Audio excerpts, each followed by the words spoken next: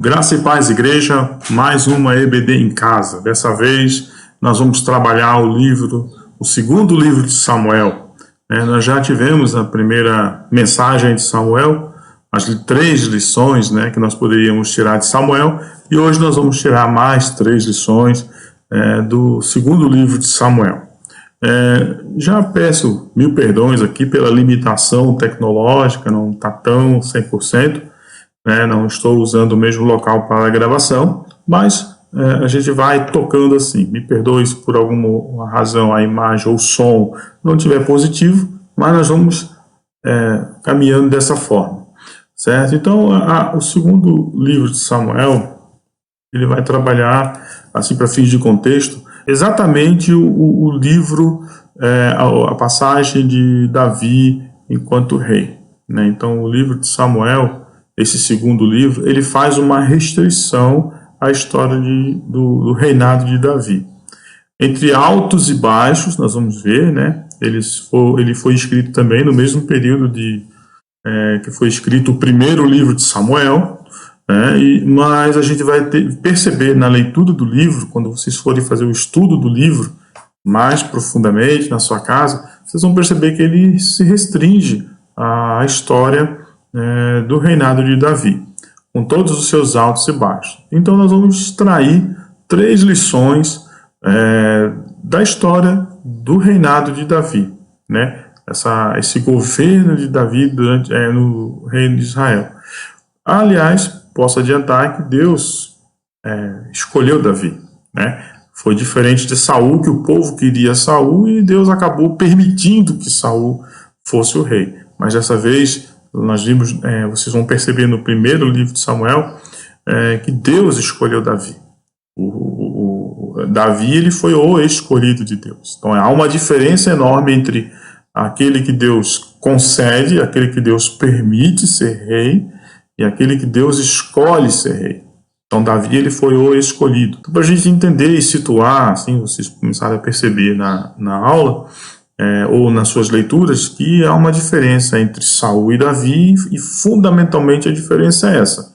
Saul foi permitido por Deus e Davi foi efetivamente escolhido por Deus. Saul nós já tínhamos visto, Saul foi um rei da vontade do povo, mas Davi, ele foi o rei escolhido por Deus, dentro daquela perspectiva que o povo queria o seu rei. Então Deus diz, então agora eu vou escolher o meu rei, vamos dizer assim, porque o rei sempre será Deus. O reino de Israel, ele foi criado para que se tivesse apenas um rei. O rei o Senhor, seria um reino teocrático, onde o Deus é que determina, o nosso Deus é que determinava todas as coisas, determinaria todas as coisas. Mas não foi o que aconteceu, No fundo, o povo se envolveu com as tradições dos povos vizinhos, se entregou ao paganismo e aí queria também ter um rei que pudesse ver, esqueceram que nós já tínhamos o rei, o grande rei. Mas então, para começar, então, assim, ao estudo das 3 lições de Samuel, a primeira grande lição é assim: Deus cumpre promessa. Mas por que Deus cumpre promessa? Por que a gente diz que Deus cumpre promessa? E a gente extrai exatamente do capítulo 7, do versículo 16, a promessa que Deus faz. Ele diz assim: a tua casa e o teu reino serão firmados para sempre diante de ti. Teu trono será firme para sempre. Desse versículo, o que nós extraímos de lição? Quando Deus fala a Davi, ele fala sobre 2 perspectivas.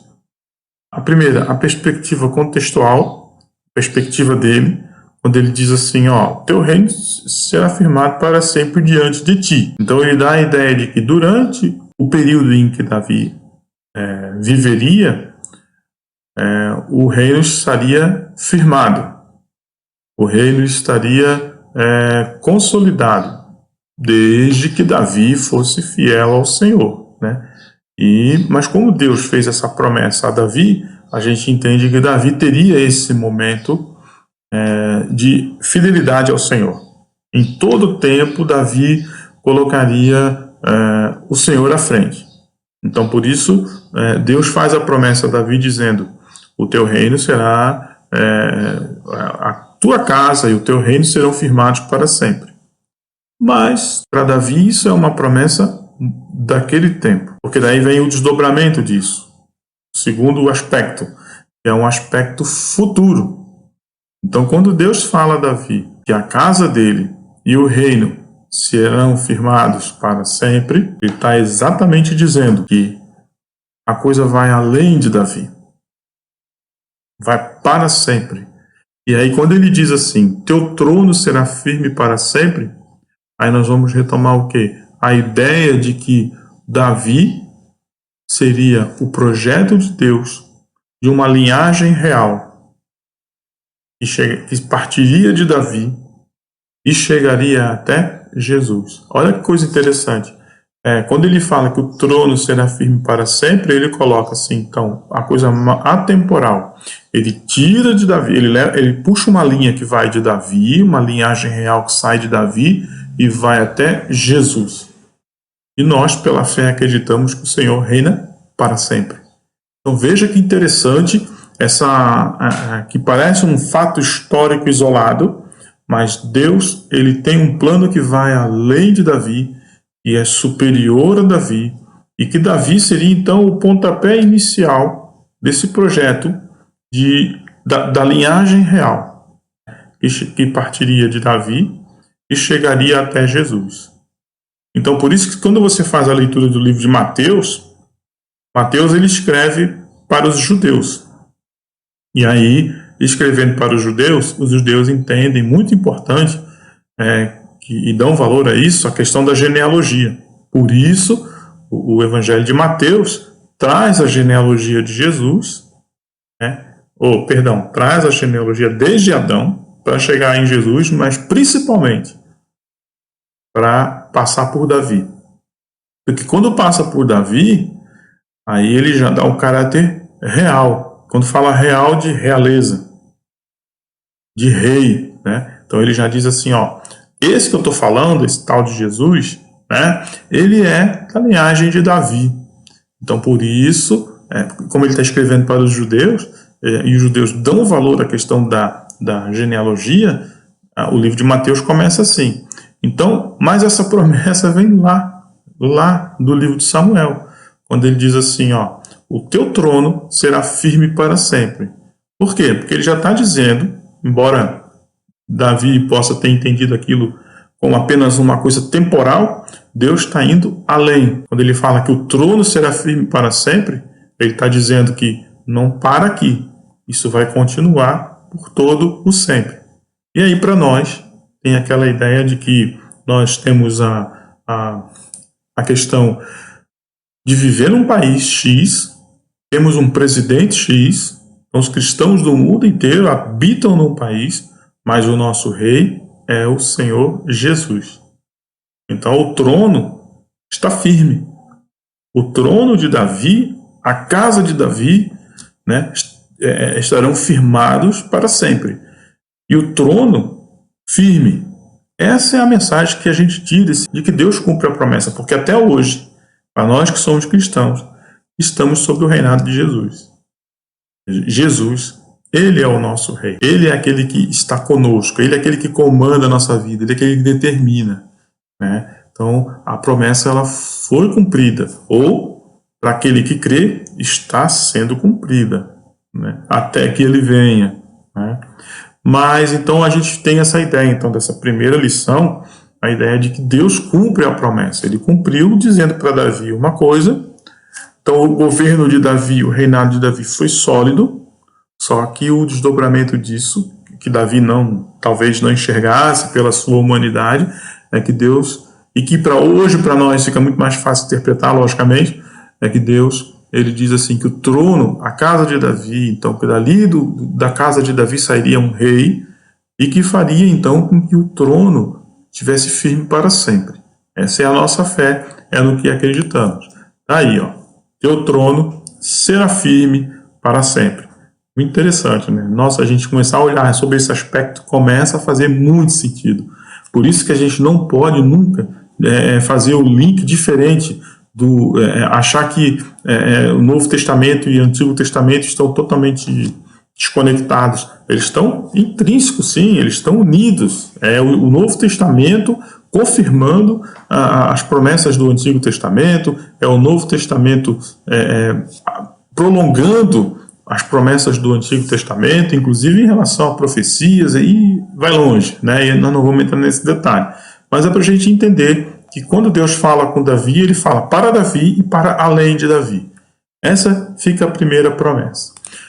A segunda lição, a primeira lição, né? Não a primeira promessa, porque foram muitas as promessas, né? Então eu me equivoquei. A primeira lição. A segunda lição, ele fala de arrependimento e perdão.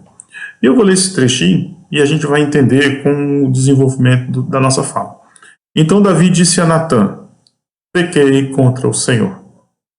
E Natã respondeu: o Senhor perdoou o seu pecado. Você não morrerá. De onde é que sai isso, né? De onde é que nós tiramos essa ideia de que arrependimento e perdão? De onde que nós tiramos essa coisa da segunda lição?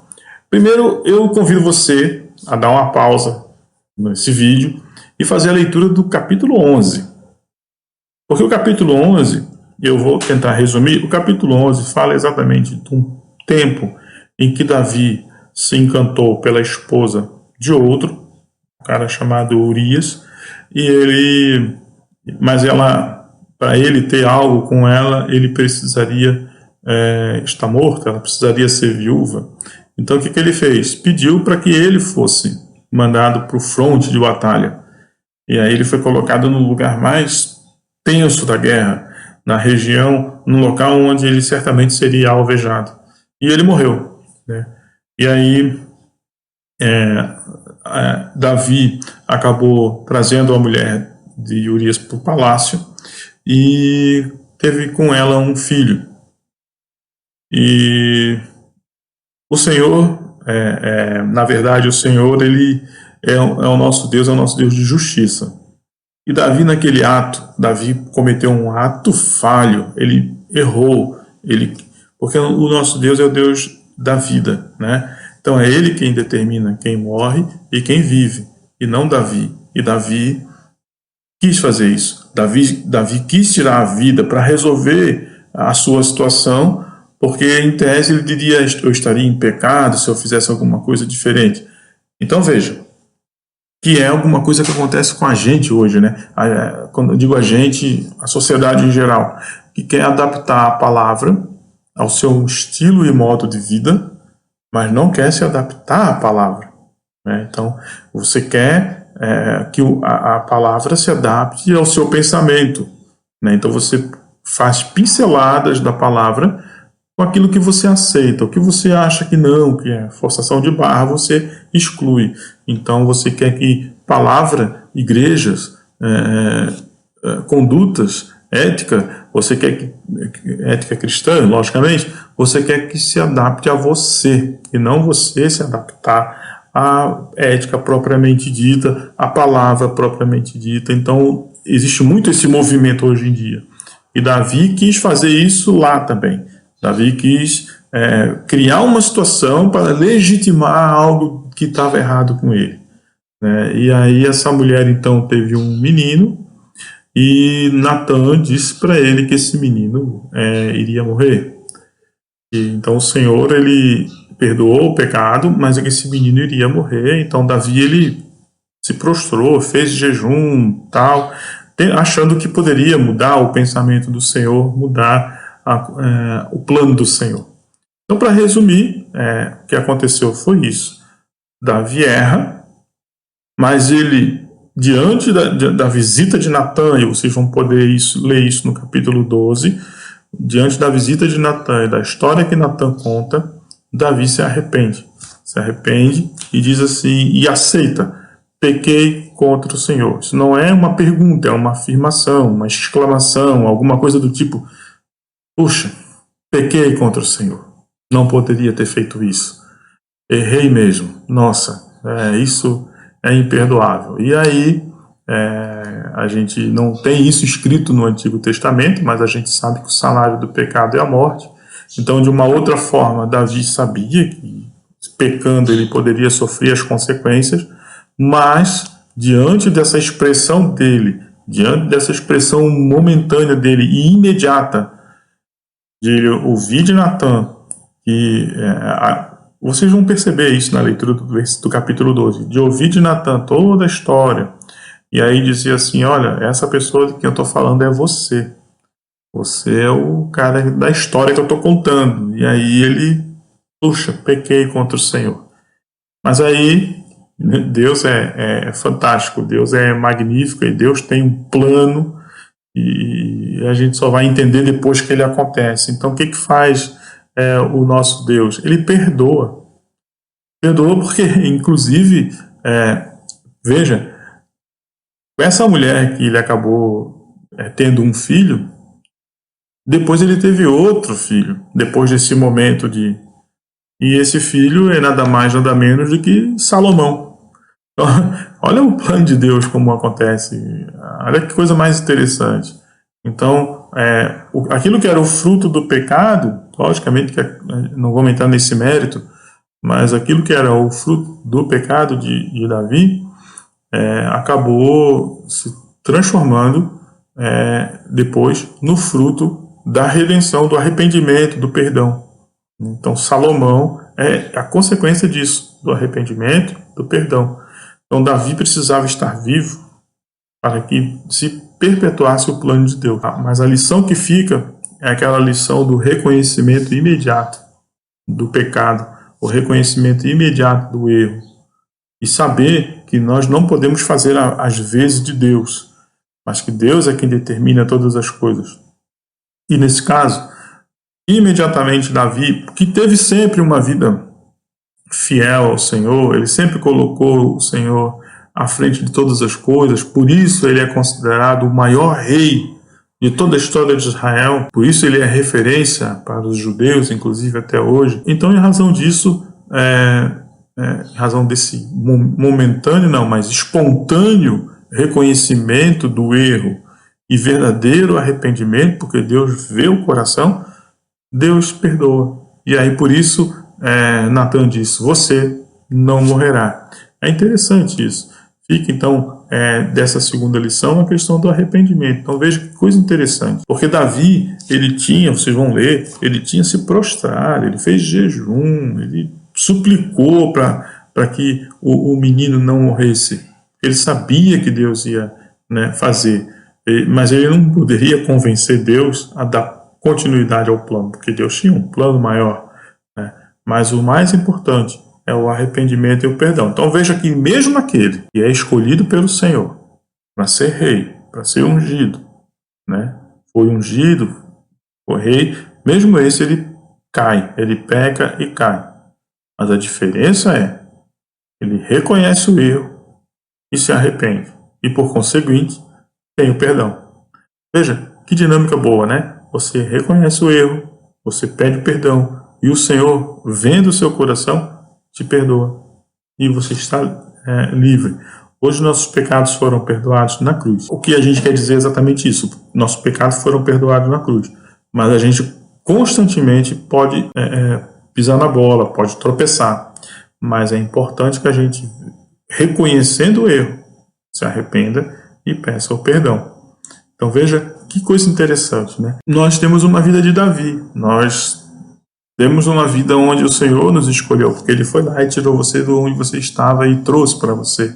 Você se arrependeu dos pecados, você reconheceu Jesus como Senhor e Salvador, e aí de repente você se vê tropeçando, Você busca o caminho da santidade, mas tropeça, porque somos humanos, às vezes uma forma mais ríspida de tratar o outro, às vezes uma cegueira momentânea, mas reconhecendo isso, reconhecendo o erro, nós continuamos a nossa caminhada, pedindo perdão, logicamente, e a nossa caminhada até a Jerusalém celestial, nós vamos chegar lá, Firmes, convictos, não podemos nos negociar a nossa fé. Por isso a gente, quando tropeça, a gente precisa efetivamente trabalhar a questão do reconhecimento do erro, do arrependimento e do pedido de perdão, ok?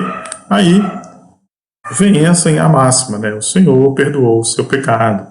A frase de Natan, o Senhor perdoou o seu pecado. Mas nesse sentido, na ideia de que você passou por esse processo, você caiu a ficha, puxa, não devia ter feito isso. Puxa, pequei contra o Senhor. E esse momento que você reconhece o erro e demonstra o arrependimento para Deus é o suficiente. Ok? É a frase de Jesus, né? Vá e não volte mais a pecar. E não peque mais. Né? Porque fazer algo errado, pedir perdão, se arrepender, pedir perdão e voltar a fazer, aí eu acho que é uma coisa complicada. Né? Então, esse é o movimento. Vá e não volte mais a pecar. Não faça mais isso. É aquilo que pai e mãe sempre falam com a gente, né? Quando a gente é criança, que a gente erra, aí o pai vai lá dar uma bronca e diz assim, olha, não faça mais isso. Aí você balança a cabeça, sim, né? Balança, sim, para não precisar levar outra bronca, uma chinelada, enfim, né? Se falar em chinelada hoje é até complicado, né? Mas eu também já tomei as minhas quando era criança.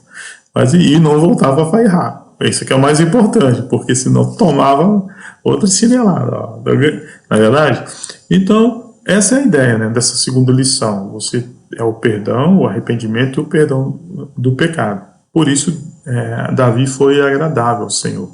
Né? Mesmo ele errando, mas ele reconheceu o erro e tomou uma atitude diferente. A terceira e última lição, não as únicas, né, mas a última da nossa EBD, logicamente, é reconhecer o verdadeiro Deus. Isso, meu povo, eu digo para vocês com muito carinho, vale a pena parar e ler esse capítulo 22. É algo fantástico. É algo fantástico, é a lição. O capítulo 22, a leitura dele toda, já seria o suficiente para fazer com que eu não precisasse falar mais nada desse reconhecimento do verdadeiro Deus. Por quê? Porque Davi, ele é tão grato ao Senhor, ele é tão grato ao Senhor por todas as coisas, que ele simplesmente escreve um cântico, né? E o cântico ele começa exatamente ali com esse versículo que está destacado, o Senhor é a minha rocha, a minha fortaleza e o meu libertador. Né? No capítulo 22, isso aí é o versículo 2. Mas se vocês começarem a ler, eu honestamente penso que ele é de emocionar. É de emocionar o que Davi escreve acerca do Senhor. Tamanha é a gratidão por tudo que o Senhor tem feito por ele e pela fidelidade do Senhor. Então veja, você está com o Senhor, você vive em paz, você vive...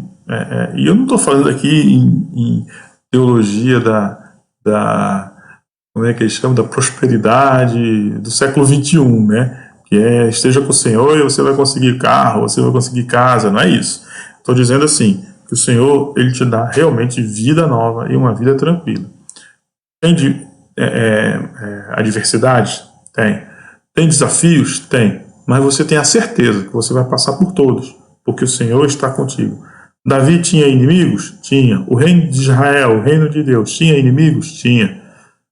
Davi tinha que combater? Tinha. Mas ele sabia que sairia vencedor. Está entendendo? Essa é a ideia. É que nas batalhas da vida a gente sabe que vamos vencer, porque estamos com o Senhor. Então, eu vou ler um trechinho, mas leiam, porque são acho que 51, deixa eu ver aqui, 51 versículos desse, 51, desse capítulo 22, mas eu leio alguns trechos assim que é emocionante. Eu leio isso aqui, eu me emociono. Né? O 3, ele diz assim, o meu Deus é a minha rocha, em quem me refugio, o meu escudo e o meu poderoso Salvador. Ele é a minha torre alta, o meu abrigo seguro. És o meu Salvador, que me salva dos violentos. Clamo ao Senhor, que é digno de louvor, já é o 4, e sou salvo dos meus inimigos. O 5, as ondas da morte me cercaram, as torrentes da destruição me aterrorizaram. As cordas da sepultura me envolveram, as armadilhas da morte me confrontaram. Na minha angústia, aí olha só, clamei ao Senhor, clamei ao meu Deus. Do seu templo ele ouviu a minha voz, o meu grito de socorro chegou aos seus ouvidos. A terra abalou-se e tremeu, os alicerces do céu estremeceram, tremeram porque ele está virado. Aí continua, né? Então é fantástico você perceber assim como Davi ele consegue expressar em palavras tão reais, palavras tão fortes e palavras tão verdadeiras aquilo que verdadeiramente representa o nosso Deus. Lá no 17, das alturas estendeu a mão e me segurou, tirou-me das águas profundas, livrou-me do meu inimigo poderoso, dos meus adversários, que eram fortes demais para mim. Bom, a vida de Davi já começa com Golias, né? Lembra? Então, olha só, Deus é fantástico. E onde é que eu estava aqui que eu achei um bem bacana, assim, um versículo. Aqui, ó. O Senhor recompensou-me segundo a minha retidão, segundo a pureza das minhas mãos perante Ele. Aí ele diz, ao fiel te revelas fiel, ao irrepreensível te revelas irrepreensível. Então, leiam com calma, leiam com tranquilidade, assim, num momento bem de meditação. É aquela coisa, né? Tranca lá no teu quarto e faça a leitura desse capítulo 22 do segundo livro de Samuel, porque ele verdadeiramente vai ter uma expressão muito boa daquele que é o Senhor. Davi ele reconhece o verdadeiro Deus, a força do verdadeiro Deus, o poder do verdadeiro Deus. Então a lição que a gente tira, a terceira lição, é o reconhecer, né? Reconhecer o verdadeiro Deus. É enxergar que esse Deus tem muita coisa a fazer por nós. E manter-se na retidão, como Davi fala. Porque quando ele vacilou, o Senhor também veio e torceu, né? Veja, o Senhor ele é fiel, mas ele é justo também. Ele é bom, mas ele é justo. Então é interessante a gente pensar que Davi, a história de Davi, ela tem muito a nos ensinar. Nós tiramos só 3 lições, né? Para não ficar muito pesado. São muitas lições. Se você lerem todo o livro de Samuel, muitas lições se tiram. Mas a gente, nessa proposta, extrai essas 3 liçõezinhas para poder levar uma palavra para todos vocês. E por fim, a gente deixa então, ainda do capítulo 22, eu destaquei o 29 para a gente entender como Davi enxerga Deus também. Uma outra forma de enxergar Deus. Tu és a minha lâmpada, ó Senhor. O Senhor ilumina-me as trevas. Então veja com detalhe assim, que Davi coloca o Senhor, como Davi trata o Senhor, como Davi reconhece o poder do Senhor. Né? Se ilumina-me as trevas, nossa, treva realmente como a gente diz, ausência de luz. Mas quando o Senhor ilumina, as trevas somem. Então ilumina-me as trevas. Tem esse poder de iluminar toda a escuridão, porque realmente o poder é magnífico, é grande. Então é isso. Ficamos aqui com mais essa meditação, essa reflexão, esse estudo do segundo livro de Samuel, e espero que tenha colaborado de alguma forma para te ajudar a dar umas pistas de reflexão. Um forte abraço e fique com Deus.